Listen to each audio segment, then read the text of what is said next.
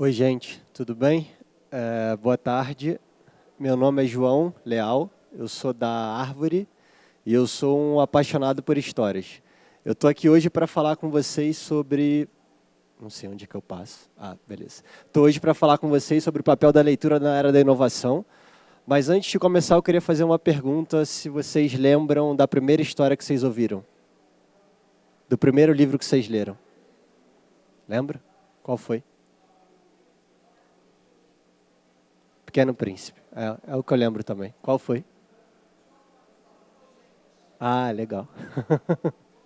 Às vezes a gente não lembra exatamente da primeira história que a gente leu, mas às vezes da primeira história que a gente ouviu. Aquela que alguém te contou alguma coisa, que você sentiu uma conexão especial e se sentiu imerso naquela história. No meu caso, sempre que eu faço essa pergunta e tento lembrar da primeira história que eu ouvi, eu lembro dessa pessoa. Não estou conseguindo passar. Deixa eu ver. Não está indo. Como que eu passo? Não está passando. É esse aqui? É esse verde? Ah, é? Caramba. Não vai passar. Mas eu vou pedindo. Ele falou que se eu for pedindo, vai. Aí eu lembro dessa pessoa que é a minha bisa, a Taninha. Ela era uma máquina de contar histórias. Ela tinha um buraco aqui na parte superior direita do braço, que até hoje eu não tenho a menor ideia do que era, mas eu prefiro acreditar na história que ela sempre me contava. Ela morava no subúrbio do Rio, e ela sempre ficava na cadeirinha de praia dela, conversando com as vizinhas e vendo a criançada brincar na rua. E aí, de repente, num dia desses normal, apareceu um leão, e ela fala de verdade, que era um leão de verdade correndo, atrás das crianças jogando futebol. Depois ela me contou que era um leão que tinha fugido do circo. E aí, no meio daquela confusão, ela se deparou com um menino que vinha correndo na direção dela. E aí eles cruzaram olhares e ela começou a correr, levantou da cadeira de praia para salvar o menino, conseguiu chegar a tempo e puxar ele por cima da mureta da casa, salvou a criança, mas tomou uma patada do leão. E aí ela tem um buraco enorme.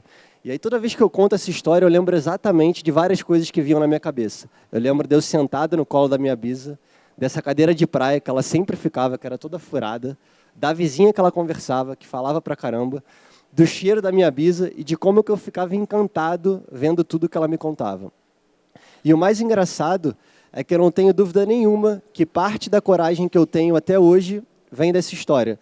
É como se quase que intuitivamente eu trouxesse força dessa história para momentos importantes, como esse, por exemplo, aqui agora de estar falando com vocês.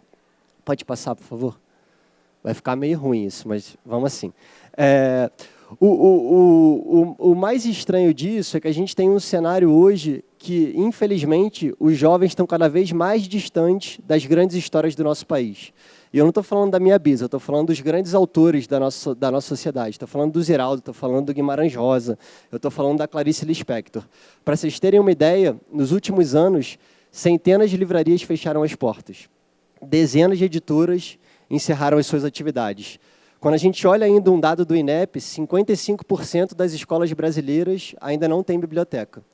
E olha que existe aquela lei das bibliotecas que obriga que toda escola tenha pelo menos um livro por aluno até o fim do ano que vem. Se a gente fizer uma conta rápida, eu sempre atualizo essa contagem, a gente teria que estar construindo 149 bibliotecas por dia, de hoje até 31 de dezembro do ano que vem, para a gente cumprir essa lei. E o que isso significa? Por que isso é ruim? Pode passar, por favor? Bom, a leitura tem um papel fundamental na vida das pessoas. Ela nos ajuda a escrever melhor, nos ajuda a ter um vocabulário mais amplo, nos ajuda a conhecer pessoas, nos ajuda a viajar pelo mundo, nos ajuda a conhecer lugares que talvez a gente nunca vá, talvez a gente nunca possa conhecer, nos ajuda a ver as coisas por um prisma que normalmente não é o nosso. E pensando em inovação, que é tema desse evento, a leitura, sem dúvida nenhuma, é essencial para a gente construir esses três elementos: senso crítico, empatia e repertório. Sem esses elementos fica difícil inovar, porque a gente fica muito vulnerável a cometer os mesmos erros do passado.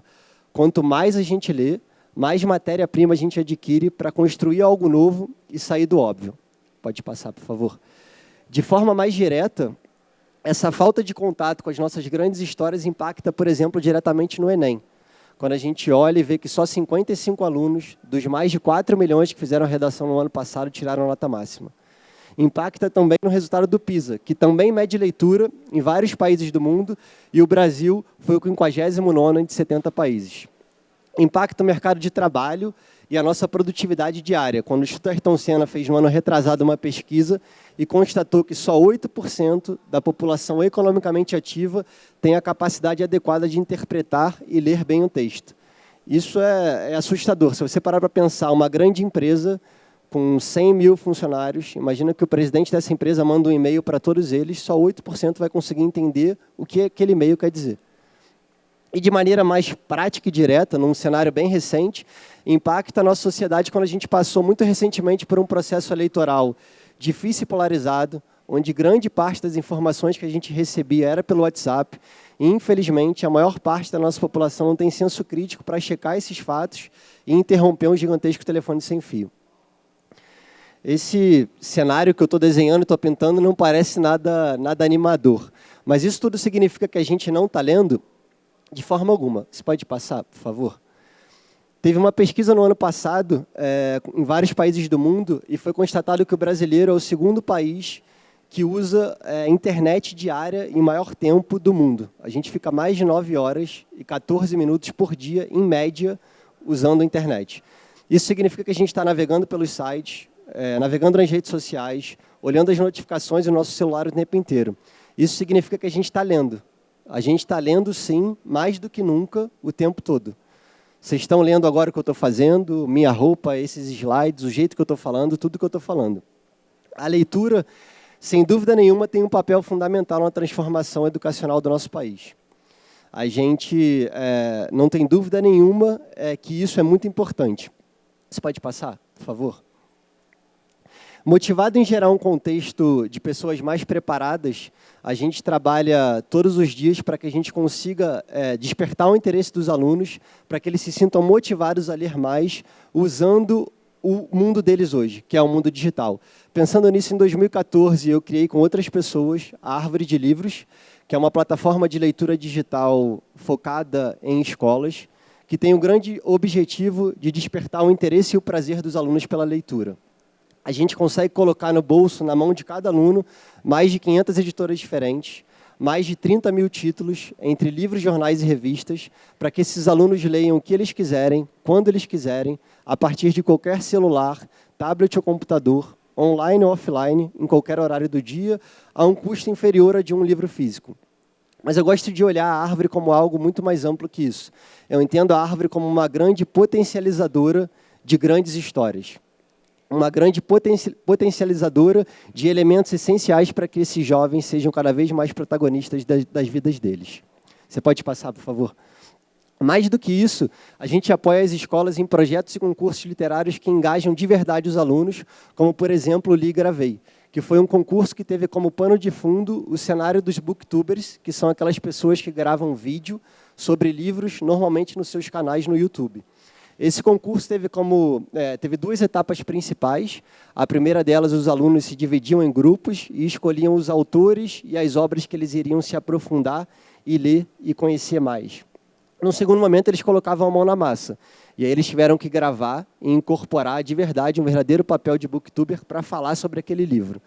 Esse projeto é muito legal. A gente recebeu centenas de vídeos e milhares de votos na Maitê, que é essa segunda aqui do lado direito da coluna, que é uma aluna do 7º ano de uma escola da Bahia que resolveu falar sobre o Guarani de José de Alencar.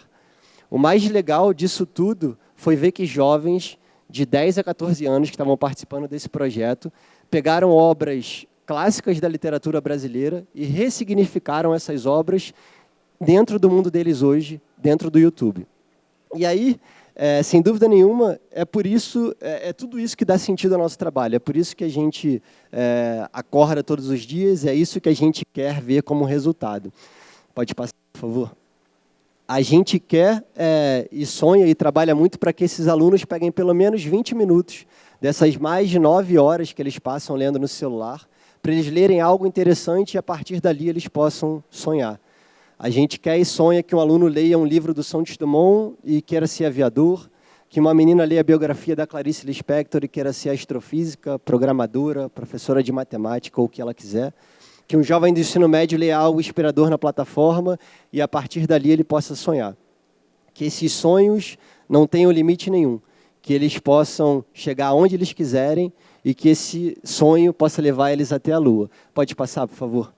A gente trabalha todos os dias e acredita muito que a gente tem um potencial grande de contribuir com as escolas para potencializar essas histórias desses alunos.